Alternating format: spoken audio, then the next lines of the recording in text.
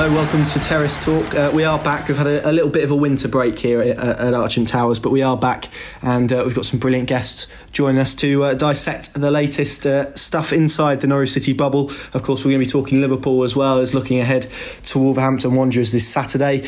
We're a little bit windswept because of Storm Dennis, but it hasn't stopped us in our tracks. The sun's shining a little bit more today, which is good news. Delighted to have Charlie Roberts and Jacob Robinson with me for this half an hour chat, everything Norwich City related, but of course we are going to start with, as we always like to do, the traditional quickfire questions. Jacob, I'm going to come to you first. We essentially want to find a bit more about you as a fan, so these shouldn't be too taxing, but I'll put on my best sort of Jeremy Paxman face, and I'll give you the best grilling I can. So first and foremost, where do you sit in the ground? Well, I used to sit in Wentham Corner when under the Lambert era. Yeah, it was a lovely little space there. But now I'm a bit of a seat surfer, so wherever I can get a ticket was where I sit. Seat surfer, I like that. That should be in your Twitter bio. That will be, mate. Yeah.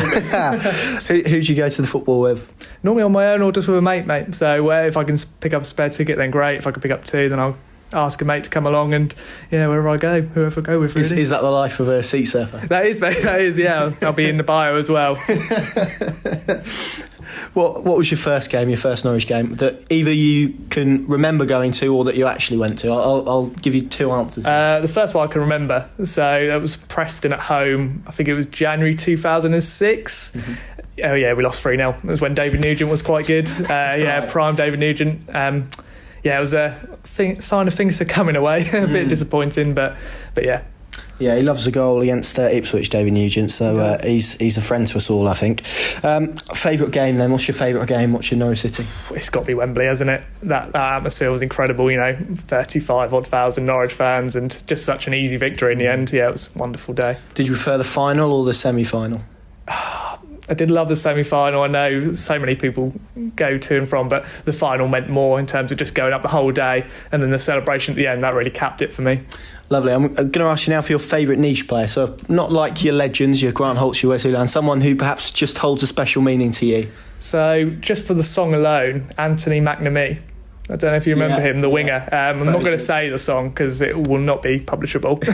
But it was rapid winger. Good cross. Don't know where on earth he is now, but I think that's niche enough, isn't it? Yeah, did he play in the Legends game? I think he did. He did. He looked quite good actually compared to some of the other clearly retired players who were carrying a little bit of timber. But niche player for you. Very niche. I like that. Anthony McNamee. Any pre-match rituals? Anything you abide by when you're surfing your seats? Is there anything that you have to do consistently on a match day to perhaps give Norwich City some luck? Not too much, really, to be honest, to disappoint you slightly. Only thing that's always consistent is I'm nervous. Right, well, we'll take it. Brilliant. Jacob, you can relax for the moment. That's your quickfire questions done. Charlie, we're going to come to you. Same set of questions. So whereabouts do you sit in the ground? The Aviva stand, between the River End and South Stand. Very nice. Who do you go to football with? My mum, just us two normally. Very nice. What was your first game, or the first game that you can remember? I think it was when Norwich beat Blackpool 4-0 in the season where we went up via Wembley. Hooper and Redmond scored, I think. Yeah, was that Redmond's free kick, I think? Yeah, I think so. Yeah, I remember it well. It was a brilliant free kick, actually. What about your favourite game that you've seen as a Norwich fan? Probably Villa 2-1 last season. Great shout. Just a great day, really, wasn't it? Great shout indeed. What about your favourite niche player? Someone who isn't a legend but perhaps holds a special meaning to you? I'm not sure if Redmond is a legend. We'll let you have Redmond. First player I got on the back of my shirt, just. And he's doing great things for Southampton at the moment, isn't he? Yeah, nice to see him do well. Not many Norwich players do well after leaving Norwich recently. It's a fair point. Hopefully we'll see him back in the England squad soon if he can pick up some form. He was certainly good last season. What about any pre-match rituals and anything that you abide to or in your opinion gives Norwich City some luck? Normally have to wear the same tracksuit bottoms, but apart from that, we'll take that. That's probably a better answer than being nervous, I think. Although I think we all do feel that. Right, let's go on to the football then. Of course, on Saturday, Norwich City got beaten 1-0 by Liverpool, which was a good performance in the end. Mane's 78th minute strike separated the sides. Charlie, let's come to you first. What did you make of the game? And I suppose, what did you make of Norwich City's performance? Are you quite proud of how they played on Saturday? Yeah, I think not many teams have really held Liverpool out like that. After seeing the team, it was a bit nervous because Emi Buendia wasn't in the team, and I thought he could maybe give Norwich a little bit of outlet like Cantwell did, but it was a good defensive performance, and it was beginning to look like we were going to get a draw until it's Liverpool, so they're just going to have that moment of brilliance, aren't they? Absolutely, and you touched upon it there, Emi Buendia. Were you surprised to see him on the bench? Because there were a lot of people calling for him to be included, particularly in this type of game. Were you surprised that he didn't play and that Farke did go with Lucas Rupp? Yeah, I think Rupp played better against Newcastle, and Buendia came on and didn't really affect the game very much, so I think wasn't too shocked, but I would have liked Buendia in the team. Yeah, what did you make of the Emi Buendia decision? Because he's an interesting player in the sense that everything in terms of the metrics that he produces and the quality of his attacking play, it almost seems like he should be in that Norwich City team regularly. Why do you think Daniel Farke decided against starting him against Liverpool? Well, he did storm off against Newcastle, didn't he? Straight down the tunnel. Farke, well, you remember Oliveira when he celebrated against Fulham. Farke is boss, and he does like to show that sometimes. I think from a tactical point of view, obviously the full-backs of Liverpool get so high, Robertson and Alexander-Arnold, and Emi is known for straying from position. Like Charlie said, he is our best creator, but yeah, he does like to stray from position. Rupp's been very solid since he's come in, to be fair to him, and for 400k it's an absolute bargain. Not sure he's a winger or an attacking midfielder, but he does add that discipline, and to be fair, Robertson didn't really create too much, and that was because Rupp was helping out Aarons. Yeah, I'd agree, and you've almost segued beautifully there into the next point, which I know you're itching to talk about. Emi Buendia, of course, came on fairly late. It was a late substitution, wasn't it? Pretty much as soon as Mane put the ball in the net, we saw him and Dermot come on. What have you made of that argument that some people are making about late substitutions? I think it's completely justified, isn't it, really? You did an article yourself, which was very good, mate. I'm actually trying to find the statistics now. They're in this notebook. Well, I was about to ask you, actually, and put you on the point. But yeah, obviously, a lot of the substitutions have been late. And like the one that sticks out for me in my mind when we were losing 2-1 to Tottenham, Marco Stiepermann, 93rd minute, completely pointless, wastes our own time, and then gives away a free kick. I think that summarises the substitutions this season, really. Yeah, I've got the numbers in front of me. Thanks for filling. Yeah, brilliant. So... I did a piece on this the other day about late substitutions. So this is before the Liverpool game, so the numbers will have altered slightly. But prior to the Liverpool game, Norwich had made 69 substitutions in total. 39 of those had come after 80 minutes, which is 57%, and 47 in the last 15 minutes. So that's 68% of the total substitutions made by Daniel Farke had been in the last 15 minutes. Charlie, what do you make about the substitutions argument? Do you feel he is making substitutions a little bit too late? Yeah, I think... Adding on to his point, players like Stiepermann and Buendia can't really affect the game, or especially Stiepermann can't really affect the game unless they have probably 15 minutes. But bringing players like Dermot on late on, I don't have a problem with that, really. Yeah, I think it's a fair point. What did you make about the way Norwich approached the game? It was more... I mean, we saw how they played at Anfield on the opening night, and they did get a lot of credit for that, although got beaten 4-1. This was similar to the Manchester City template, wasn't it, in terms of how they played and how they tried to almost counter-attack Liverpool? Yeah, I think it did work effectively. We caught them out on a few occasions with Rupp. We're not getting the shot off, but he had a chance, and Pukki shot straight into Alisson. So we did have chances, and we did limit Liverpool to... Well, they had player chances, but not goal-scoring chances where you think they were really going to score. So it did work. Yeah, I'd agree. And I've compiled some numbers. I've got nothing to compare it to, but it was 126 minutes that Norwich went. If you combine the period they went in at Anfield without conceding, and obviously this game as well, 126 minutes without conceding against a team that will be the Premier League champions, that will possibly break records. I don't know how that compares to other teams. I'm sure other people will let us know, but that is quite an impressive statistic, I think. Oh yeah, for sure. Like we were saying before off camera, 25 wins from 26 games to keep them out for that amount of period is over a whole game, isn't it?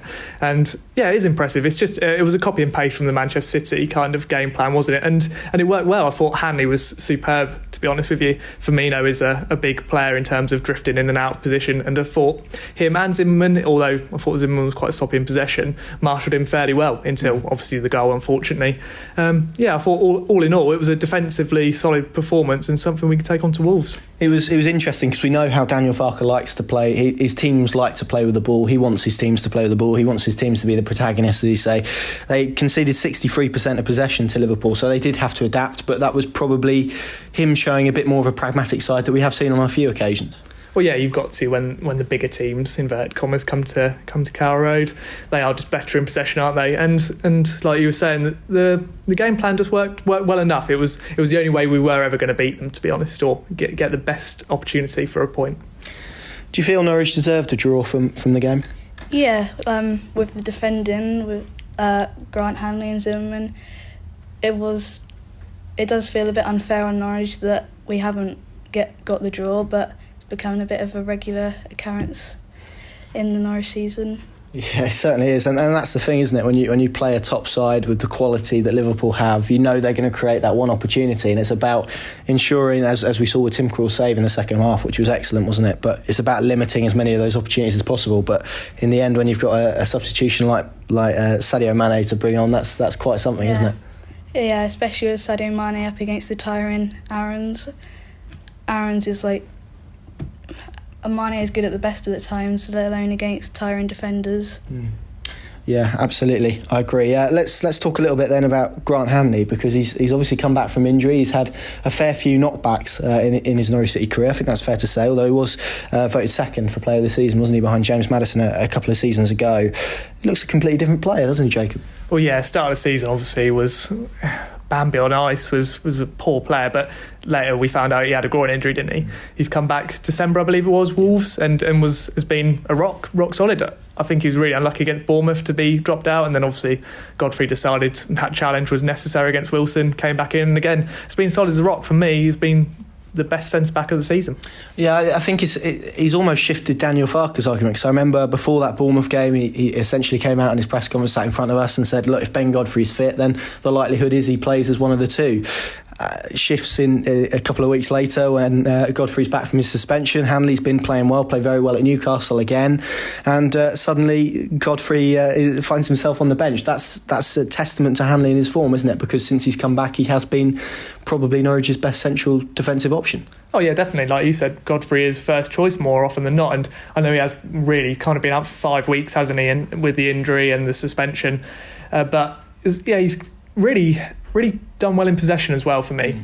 That's always been a sticking point for me when I've watched him. He's always looked clumsy on the ball, and that's why Daniel Farke probably hasn't trusted him either. But again, he really didn't give away too many balls sloppily. That was more Zimmerman against the Liverpool game, really. Yeah. So the dilemma is an interesting one now, because obviously we've got Godfrey back in, you've got Grant Hanley and you've got Christoph Zimmerman. What would be your defensive pairing as we look ahead to Wolves? I think I'd still keep it with Hanley and Zimmerman, because they have formed quite a solid partnership. Because some of the teams we've played against, I think we have improved on our defensive record really recently, so I think it would be unfair to drop either of them. And yeah.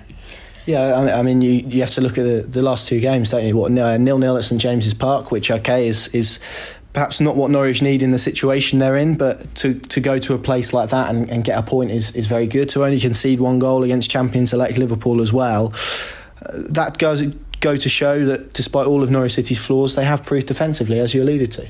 Yeah, and you said the 0-0 at Newcastle, we did have chances as well then, and the distribution from mainly Hanley, as already been said, has been pretty good, and in Farke's team the distribution is as probably important as the actual defending itself, so with Grant Hanley showing that, I don't think you can drop him.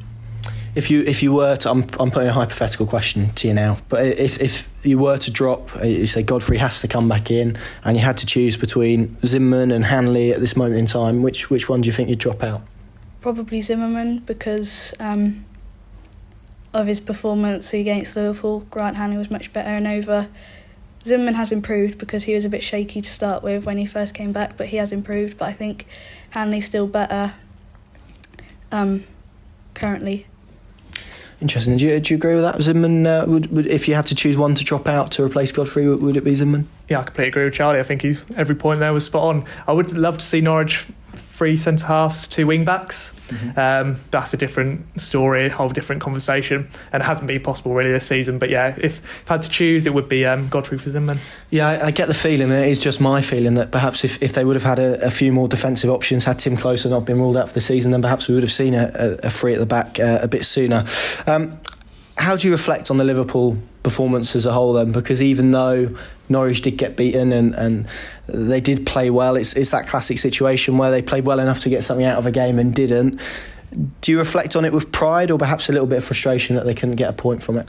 No, definitely pride. I'd say this one was, along with Manchester City on the last game, the free hit. I know that word or words aren't respected that much, but yeah, free hit for me. We get, in the first half, they had 0.33 expected goals. I think that's incredible for a team that's blown away most teams this season and has beat every team in the Premier League. So yeah, definitely for me, pride. Yeah, I think, and I said it in my matchday vlog this weekend, I think the biggest praise you can give to Norwich City is they made the game dull in that first half and limited Liverpool to very, very little indeed. Let's move on then. Let's talk about other matters. We've got a few more, but I think the first place to start is with that trip to Wolves. Charlie, you're heading to Molineux. What are you hoping to see from Norwich City? What improvement are you hoping to see? Well, I'm looking forward to Lewis being back in the side. I think with Byram out, he impressed against Liverpool. We could cause them problems because Wolves do have a lot of bad days. They're evened out by their good days. So you can't really tell what Wolves is going to turn up. So, and they've got a Europa League game on Thursday as well. So that could almost leave them a little bit leggy, I suppose, compared to Norwich, who've had a full week to recover. Yeah, and they do have quite a thin squad. So they have one of the smallest squads in the Premier League, I think. So players like Adama Traore and Neto, who probably rely on pace, may not have that pace. So yeah, it's a good point. I think when I was delving into Teemu Pukki during the winter break, I've put it in inverted commas, I think it was only Raheem Sterling who was the only attacker in the Premier League to play more minutes than Teemu Pukki, but Raul Jimenez had played the equal amount, which is an incredible amount of football, really, considering. Adama Traore, he seems to be the Wolves player on everyone's lips at the moment. Jurgen Klopp's a big fan. There are a lot of pundits who are big fans. How highly do you rate him? Because he's been very impressive, hasn't he? Yeah, he hasn't always shown it with Liverpool at Wolves, but he is really showing it now. He's from December. He's been faultless with strength against Man City, where I think he scored twice or once. Yeah, it's just on his day he can beat anyone in the Premier League, any defender. So there's the tee up for the question I'm going to ask you, Jacob, which is how do you go about stopping Adama Traore? I thought Sam Byram did quite a good job in the reverse fixture. Like Charlie said, obviously we've got Jamal Lewis. He's very athletic. For me, you can't stop him in terms of if he beats you, then you're screwed, basically. You give him enough space, put him on his left foot, very right-footed, and he is prone to an overhit cross. Yes, he has improved massively, and formerly he was just pace, wasn't he? But in terms of stopping him, I think Jurgen Klopp said itself, it's actually impossible if he's fully in the mood. Yeah, I think when he gets going, and it's difficult for me to sort of go back into this mindset, but you just have to kick him, don't you? I think he's one of those players, unfortunately. Strength, power, pace, he's got it all. And Jamal Lewis is certainly going to be in for an afternoon of it, I think, at Molineux on Sunday. I think for me, I'd probably try and cut off the supply line. I think that's probably the best way to stop him, although easier said than done. Looking back through history, Norwich don't have a great record at Molineux. It's just one of those grounds they don't seem to do particularly well at. But they're going to need to, aren't they? They're going to need to get a result, and probably they're in a position now where they probably need 3 points if we are to even think about using the words great escape. Yeah, it's an opportunity as well, like you said. You've got Espanyol on Thursday at home, so it really could be decisive in terms of what they're looking at, and then obviously the following Thursday they've got them away, haven't they? Like Charlie said, they've got quite a thin squad, so there won't be too much rotation. I'm hoping, fingers crossed, obviously Traore is a big threat, but Moutinho and Neves, one of them's dropped, because they're the main hub in terms of the supply line, like you said. I do feel slightly optimistic if we play like we did against Liverpool, keep it solid and counter effectively, hopefully Lucas Rupp doesn't have brain freeze again, then potentially we have a chance. Yeah, absolutely. I'm going to ask a question to both of you now. We'll start with you, Jacob. Emi Buendia, would you bring him back in for this game? And if so, where would you fit him into that 11? I would definitely put him back in. He created one chance as soon as he came on, and we're going to need that against Wolves. It's harsh on Lucas Rupp. I think he does have to come out for me. Yeah, I would say Lucas Rupp for Emi Buendia. What about you, Charlie? Buendia back in your lineup at Molineux? Yeah, I think he has to. I think he has more of ability to beat his man, and with probably some tired legs for the Wolves team, that would be... Maybe he could... That would be a good... I think he'd be better than Rupp to create chances. Yeah, I think that's going to be key, isn't it? And we have seen a general improvement, I think, from Norwich since probably early December in terms of their defensive play. They have, though, struggled on the road a little bit. One win in the Premier League this season, Everton away. How do they go about making sure they get 3 points from this game? Because in terms of the overall survival picture, it does feel quite crucial now. It feels like they're in a period of games with Wolves, Leicester, Sheffield United, where they're probably going to need a couple of wins out of those three if we are to be talking about some little miracle, I suppose, as Daniel Farker puts it. Yeah, I do think we need to play on the break, just sit back and let them throw everything at us and use Cantwell's pace to get them on the break, because if you are playing like we did play against Liverpool away, then players like Traoré just going to rip through our defence and could be a bad afternoon. Yeah, let's hope not. And equally, another statistic I saw before the weekend, Jacob said that Norwich are the only team in the Premier League not to pick up a point after going behind. How do they, I suppose when they go behind, how do they impact games more? Because the emphasis then comes on them to create and to score goals. Given that last season this was such a free-flowing, attacking side, why has that been a problem this year, do you think? Well, I think belief, to start off with. Recently it has been anyway. Once you go behind, it does feel, here we go again. Last season for me in the Championship, we just had better fitness. So we outworked teams, and eventually it told, like you said, so many late winners. This year, the step up in terms of athleticism in the Premier League is just massive, isn't it? So Norwich match teams, and we just keep giving teams chances. We did last season as well. It was just overshadowed by the amount of goals we did score. So, and chances. Let's be honest, Teemu Pukki, since the Leicester game, where he did pick up that bruised toe, broken toe, whatever you want to call it, the injury hasn't been the same. And when he's not firing, Norwich look a different team. Yeah, I think I'm in agreement with that. Right, to wrap up Wolves, we're going to ask you both your prediction, then we're going to go into a little bit of FA Cup chat. So let's start with you, Charlie. How are you feeling as we sit here on what, Tuesday afternoon? Are you feeling confident that Norwich can get a result? Not particularly. I'll go for a positive 1-1. Positive 1-1, we'll take that. Jacob, what about you? I'm hoping for a lethargic Wolves, so I'm going to say 2-1 Norwich. Lovely, love that. So that is Liverpool done, Wolves done. Let's talk about the FA Cup then, because it kind of feels like a narrative that's going on away from the league, which is probably quite a nice bit of relief at the moment, considering Norwich City's position. 9,000 tickets have been sold. Complete sellout for that Tottenham away end. Jacob, you're heading there. It's going to be quite the occasion, isn't it? Were you at the Emirates first and foremost when Norwich had that big allocation there? I wasn't, no, but I did see it and it was incredible, wasn't it? 9,000 is going to be fantastic. It's a great stadium, and hopefully the atmosphere matches that. And we've got a chance. Just recently, before we came on air, Heung-min Son is injured. Obviously, Harry Kane injured. So there's optimism there. Yeah, I'm hoping if I bring my boots, I might end up front for Tottenham, the way their strikers are going. No, it's very true. What does it say about these supporters then? Because you mentioned it off air, but before we started, the reception the players got on Saturday after their effort was tremendous. Daniel Farker got serenaded by the Barclay. It was brilliant to see. 9,000 tickets then shifted for an FA Cup fifth round tie. What does it say about these supporters? Because it's been a difficult season, hasn't it? Well, you came on our podcast, didn't you, Canary Cast? So I'm going to plug. Since you're on here, I'll let you do it. After the Manchester United game, you came on, didn't you, and said how good the crowd was, and that was after a heavy defeat. This club has always been well supported. League One, we had sellouts, for example. They believe in this team, and if the team and the players are giving everything, which they did against Liverpool, the supporters will follow wherever we go. Yeah, I thought Jurgen Klopp summed it up quite nicely in his press conference. Charlie, he said that although they're bottom of the league, they seem like they're in a good moment at the minute, and that's quite an interesting thing to say. Do you get the feeling that even though Norwich are bottom of the league, the mood amongst supporters, particularly how they connect with this team, is actually quite positive?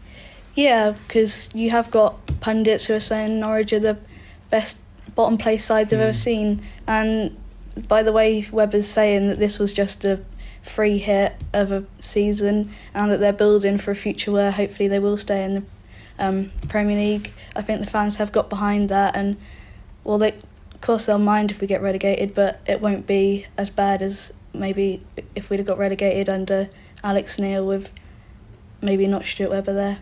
Yeah, and we saw that certainly in the turnover of players last time they went down. The FA Cup, given Norwich's how they're doing in the Premier League, which isn't great at the moment. They're sitting bottom of the league. The likelihood is it looks like they're heading back to the Championship, although they've got 12, 13 games left to save their season essentially. How much priority do you put on the FA Cup? How big is it now? Is this a competition that Norwich City should really go and try and do as well as they can in, or is it something that you see as perhaps a bit of a hindrance to the Premier League? Yeah, it is nice to have a break from the Premier League because maybe we've got more chance of getting a result with Tottenham because Tottenham have struggled against the smaller sides. They only just got past Villa a few days ago, and they might rest a few players because they're looking unlikely to get to the Champions League. So, and it's also a chance to play some players that maybe deserve to get a game that aren't, like Duramic. He's been playing well recently, so I think it's a good opportunity for them to prove themselves, so they'll be hungry. So I think they will do better. Yeah, it's an interesting one. I don't really associate an FA Cup run with Norwich City, to be honest. They've never really done well in it, particularly in my lifetime. They've, of course, had the semi-finals of the past, haven't they, and whatnot, but never won the competition. No replays in this round, Jacob. It will go to extra time and penalties. Is that something that will help Norwich perhaps more than Tottenham? Yeah, definitely. In terms of the game itself, like I said, potentially Spurs could rest players. Leipzig are in between a few, yeah. So Champions League is probably their priority, but they do need to win a trophy under Mourinho. So it will be interesting. Like we said previously, key players out. It will help Norwich in terms of one game, one hit, really, isn't it? And Norwich do normally turn up for a one-hit wonder. Obviously, Wembley, all those years ago. Like you said, FA Cup. I think all of our lifetimes together, we've never seen past the third round since 2012, was it? So it's a massive opportunity. We've got to look at it in terms of it's a game where we've got 9,000 of our supporters. I hope those players are roared on by that and give the best performance they can. Yeah, it's an interesting one. I was kind of, when I was watching the Southampton Spurs replay, I was kind of in two minds thinking, actually, I think Southampton might be the tougher draw for Norwich because of the way they played that game. But then on the flip side of that, Tottenham rather are going to want to win a trophy. I think Mourinho would take great personal joy if he's the one to deliver a trophy in half a season when Pochettino failed to in about 5. But there you go. It's going to be a great occasion in less than a fortnight now, isn't it? So I'm looking forward to that. Let's finally then quickly get your thoughts on this possible great escape. Charlie, let's start with you. Is it possible? Do you think they can do it? Are they going to do it? The fixtures that are coming up, like you already alluded to, Sheffield United, Wolves, Leicester, are all games that Norwich were favourites to lose. But after that, we've got a few games that we could win. I don't think we'll do it though, still. 6 wins, that's what Daniel Farker has targeted. Is that possible? I don't even know if that will be enough, to be honest with you, in terms of our point percentage. Have got winnable games. All I hope is that we keep it competitive. We don't go out like whimper. We haven't done a Huddersfield yet, and that was and you look how they are doing now. You need to kind of keep some momentum if you can. Have got winnable home games, but with Norwich, it's more likely that they will drop points there. For me, I can't see 3 teams that are going to be finishing below Norwich, unfortunately. Well, unless Man City go down, which is a wider point, isn't it? Anyway, guys, thank you very, very much for joining me. Thank you guys for watching. Make sure you leave a like, subscribe as well to the PinkUn on all the relevant platforms. There'll be links to these guys as well in the description. Thank you very much for watching Terrace Talk. We are hoping to be back next week, and of course, if ever you want to get in touch in the show or you'd like to appear, then all the relevant information will be you'll be able to find it somewhere, I'm sure. There you go. Just get in touch with us. There we go. So, guys, thank you very much for joining me. Thank you very much for watching, and we'll see you again soon.